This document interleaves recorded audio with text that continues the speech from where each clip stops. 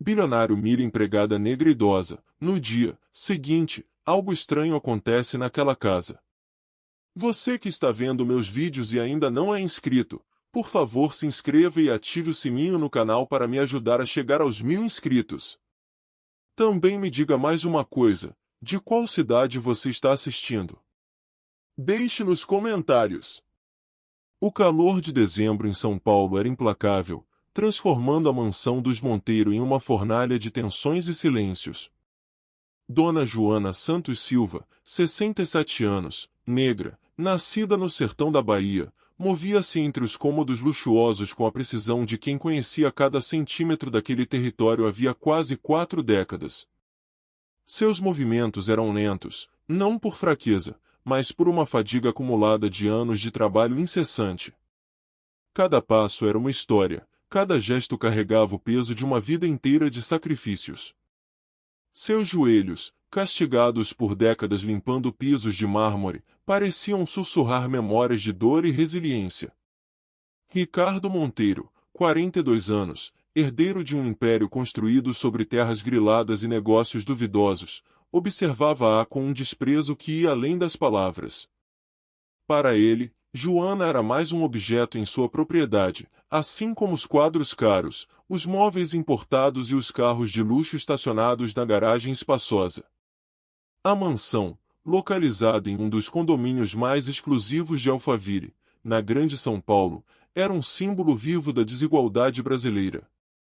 Cada metro quadrado gritava poder e opressão.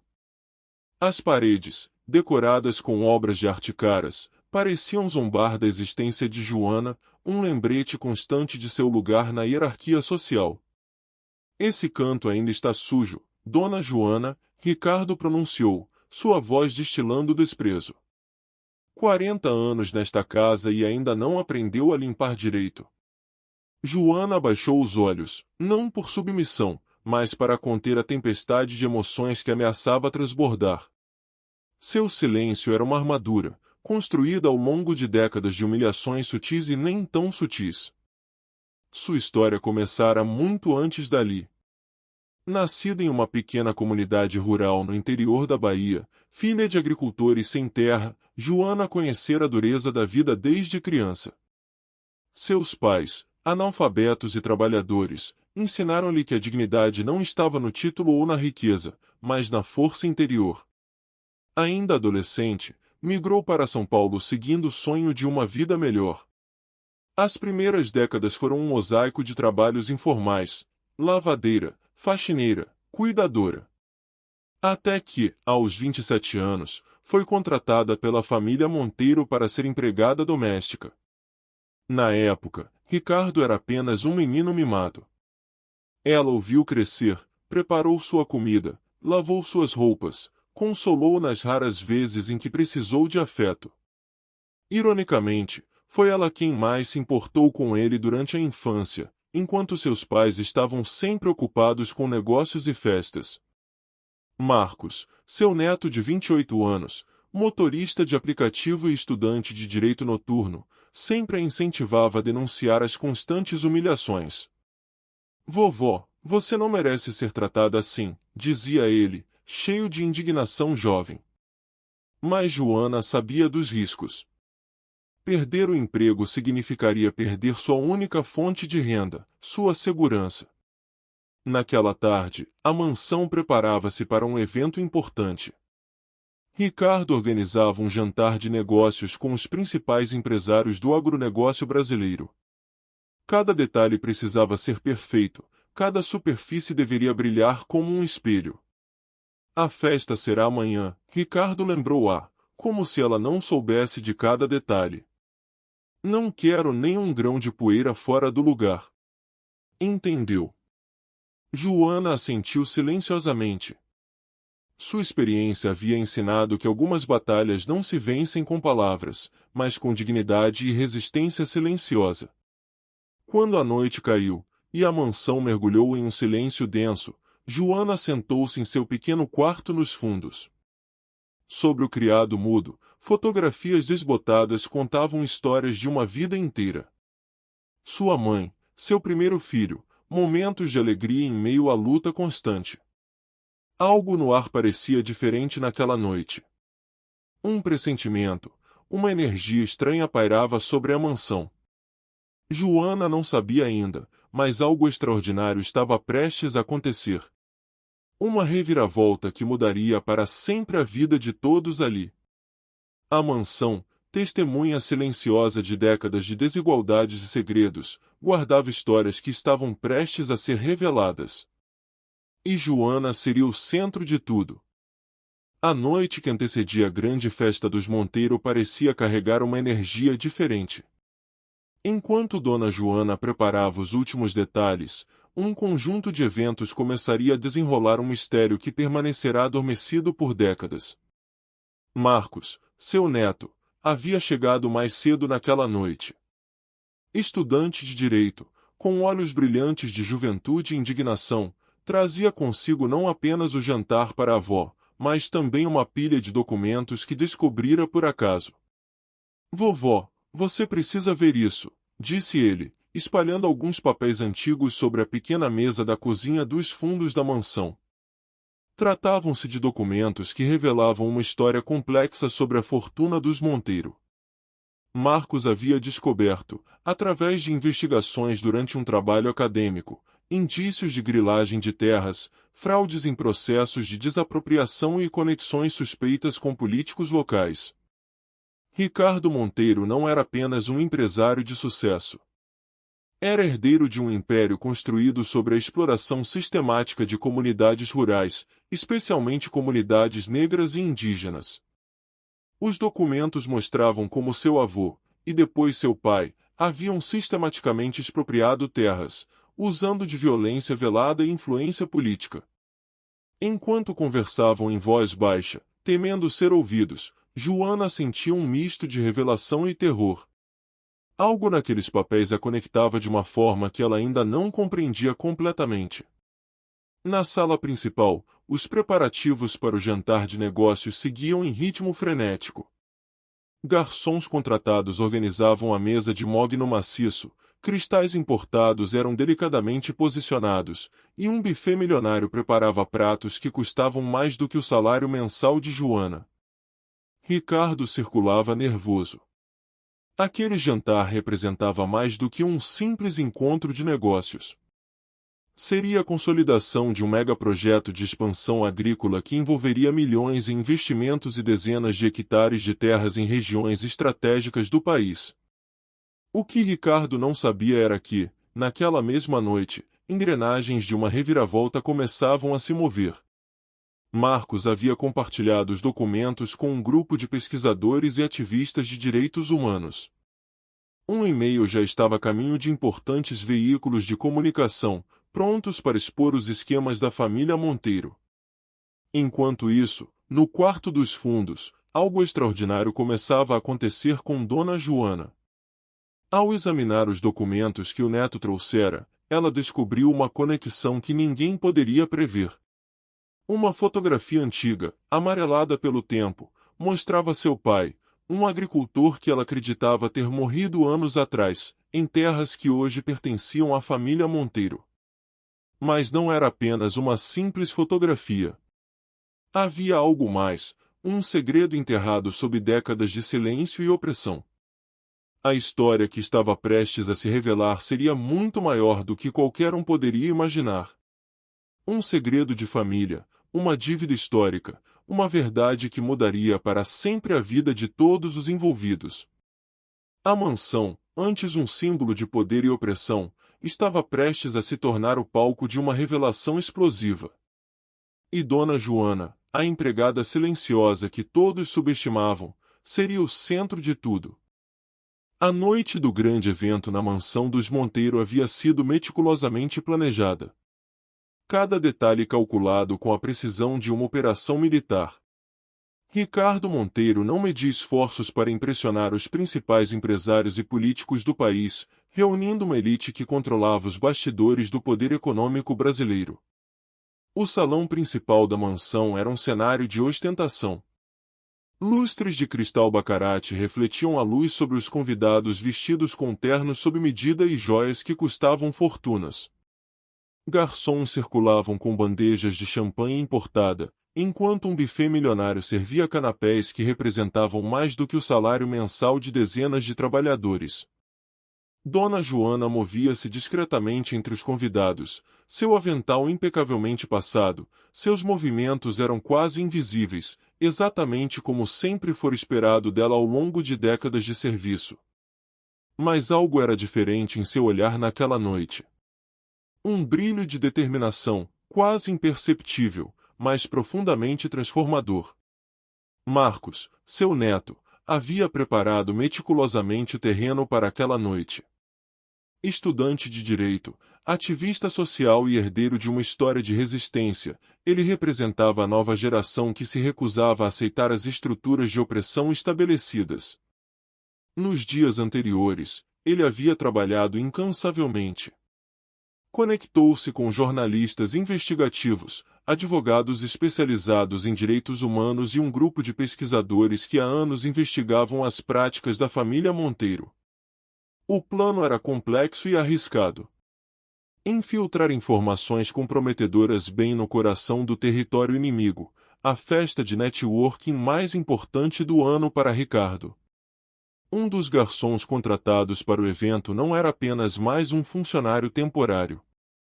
Era um jornalista investigativo, equipado com múltiplos pendrives contendo documentos explosivos. Discretamente, ele começou a distribuir os dispositivos entre os convidados mais influentes. O primeiro a receber foi um senador conhecido por suas conexões no agronegócio. Inicialmente curioso, ele começou a examinar os documentos em seu smartphone. Sua expressão mudou gradualmente de tédio para choque, depois para uma mistura de incredulidade e raiva. "O que diabos é isso?", murmurou inicialmente, chamando a atenção dos convidados próximos. Ricardo, sentindo a mudança no ambiente, aproximou-se rapidamente. Seu sorriso protocolar começou a vacilar. Algo estava errado. Os documentos revelavam uma teia complexa de crimes ambientais, grilagem de terras, fraudes em processos de desapropriação e uma rede de corrupção que se estendia por décadas. Mas havia algo ainda mais profundo, um segredo familiar que permanecerá oculto por gerações. Dona Joana, aparentemente imóvel próxima à mesa de serviço, segurava discretamente uma fotografia antiga. Uma imagem amarelada pelo tempo, mas cujo significado poderia destruir toda a narrativa de poder construída pela família Monteiro. A fotografia mostrava seu pai, um agricultor que ela sempre acreditou ter morrido anos atrás, em terras que hoje pertenciam à família Monteiro. Mas não era apenas uma simples imagem. Era a chave para um mistério muito mais profundo. Marcos havia descoberto algo que poderia explicar por que Joana, mesmo após décadas de humilhações, nunca havia deixado de trabalhar para os Monteiro. Um segredo de sangue, uma conexão familiar que ninguém jamais suspeitara. O ambiente na festa mudava rapidamente. Cochichos substituíam as conversas formais. Smartphones eram discretamente consultados. As primeiras mensagens começavam a circular nas redes sociais. A máscara de poder dos Monteiro estava prestes a se despedaçar. E no centro de tudo, Dona Joana, a empregada que todos subestimaram durante décadas, seria a protagonista de uma revelação que mudaria para sempre a história daquela família. A noite estava apenas começando, e o verdadeiro drama ainda estava por vir. As primeiras horas após a revelação foram um turbilhão de emoções e descobertas. A festa dos Monteiro, antes um símbolo de poder e ostentação, havia se transformado em um campo de batalha silencioso, onde verdades há muito sufocadas finalmente ganhavam voz. Dona Joana, que sempre fora vista como uma figura invisível, tornou-se subitamente o centro de todas as atenções. Os documentos descobertos por Marcos não apenas expunham os crimes da família Monteiro, mas revelavam uma história familiar complexa e dolorosa que ninguém esperava. A fotografia antiga que ela segurava era mais do que um simples registro. Era a prova de uma conexão ancestral que explicava décadas de silêncio e submissão aparente. João Silva, seu pai, Um agricultor que ela acreditava ter morrido quando ela ainda era criança, na verdade havia sido uma vítima direta das primeiras investidas de expansão da família Monteiro. Expulso de suas terras, forçado a deixar sua comunidade, ele não morrera, como Joana sempre pensara. Foi escondido, mantido longe de sua família para protegê-los de possíveis represálias. A revelação era devastadora. Ricardo Monteiro, o empresário arrogante que a humilhava diariamente, era na verdade meio-irmão de Joana. Filho de seu pai com a esposa de um dos antigos proprietários de terras, fruto de um caso que precisará ser mantido em segredo para preservar a honra da família tradicional. Marcos, com sua formação em direito e paixão pela justiça social, já havia preparado todos os documentos necessários. Denúncias criminais, processos de reconhecimento de direitos fundiários, investigações sobre as práticas ilegais da família. A mídia, que antes ignorava as histórias de comunidades marginalizadas, agora não podia mais se calar. Jornalistas investigativos, ativistas de direitos humanos e acadêmicos começaram a dar voz àquela história que representava muito mais do que o destino de uma família, era o retrato de décadas de opressão racial e social no Brasil. Ricardo, completamente desestabilizado, via seu império desmoronar em questão de horas. As conexões políticas que o sustentavam começavam a se afastar, temendo contaminação pelo escândalo. Seus principais investidores iniciavam processos de desvinculação. Dona Joana, pela primeira vez em décadas, sentia-se verdadeiramente livre. Não era mais apenas a empregada silenciosa, mas uma narradora de uma história de resistência. Sua força, construída ao longo de anos de opressão, transformava-se em um instrumento de denúncia e transformação. Marcos organizou uma equipe de apoio. Advogados especializados em direitos humanos, antropólogos, pesquisadores que pudessem documentar e dar suporte jurídico e emocional àquela revelação. A comunidade rural de onde João Silva havia sido expulso décadas atrás começou a se mobilizar. Histórias semelhantes vieram à tona, revelando um padrão sistemático de violência e expropriação que havia sido mantido nas sombras por gerações. O processo de cura seria longo. Seria necessário mais do que justiça legal, seria preciso uma reparação histórica, um reconhecimento das feridas abertas pelo racismo estrutural e pela desigualdade social brasileira. Dona Joana olhava para o futuro com uma mistura de dor, esperança e determinação. Sua história não seria mais a de uma empregada doméstica invisível, mas a de uma sobrevivente, uma narradora de verdades incomodas, uma mulher que transformava seu sofrimento em instrumento de mudança. A noite que começara como mais um evento de ostentação da elite brasileira havia se transformado no início de uma revolução silenciosa. Os meses seguintes ao confronto na mansão dos Monteiros seriam um período de transformações profundas que redesenhariam não apenas o destino de uma família, mas revelariam cicatrizes históricas de toda uma sociedade. O império econômico dos Monteiro, construído ao longo de gerações através de exploração sistemática, fraudes e violência velada, desmoronou com uma velocidade surpreendente. Cada camada revelada era mais complexa e perturbadora do que a anterior. As investigações judiciais transformaram-se em um processo que ia muito além de Ricardo Monteiro. Revelaram-se conexões profundas com políticos influentes, redes de corrupção que se estendiam por múltiplas esferas do poder público e privado. Cada documento descoberto era como mais uma peça de um quebra-cabeça perverso que expunha as estruturas de desigualdade no Brasil. Ricardo, o outrora intocável empresário, encontrava-se completamente isolado. Seus advogados, antes tão seguros, agora lutavam em uma batalha judicial que parecia impossível de ser vencida.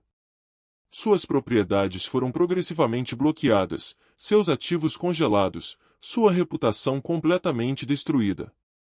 Mas o verdadeiro impacto ia muito além da queda de um único empresário. Dona Joana tornou-se um símbolo nacional de resistência. Suas entrevistas, palestras e depoimentos provocavam uma reflexão profunda sobre racismo estrutural, desigualdade social e as feridas históricas não cicatrizadas do país. Universidades, movimentos sociais, organizações de direitos humanos competiam para ouvi-la. Sua narrativa não era apenas uma história individual, mas um testemunho vivo de décadas de opressão silenciosa. Marcos, seu neto, transformou-se no principal articulador de um movimento mais amplo. Um fundo de reparação histórica foi criado, dedicado não apenas a indenizar comunidades diretamente afetadas pelas ações dos Monteiro, mas a promover educação, desenvolvimento social e recuperação de terras tradicionais. Comunidades rurais inteiras, que haviam sido sistematicamente expulsas de suas terras, começaram a ser reconhecidas. Terras foram devolvidas, indenizações processadas, histórias de resistência finalmente documentadas e celebradas. A revelação do vínculo familiar entre Joana e Ricardo trouxe à tona discussões que transcendiam casos individuais. Como era possível que, em pleno século XXI, estruturas tão profundas de desigualdade continuassem a existir? João Silva, o pai de Joana, um homem que fora forçado a desaparecer décadas atrás para proteger sua família, teve sua memória não apenas reabilitada, mas transformada em um símbolo de resistência. Documentos provaram sua versão dos fatos, restaurando sua dignidade e honra.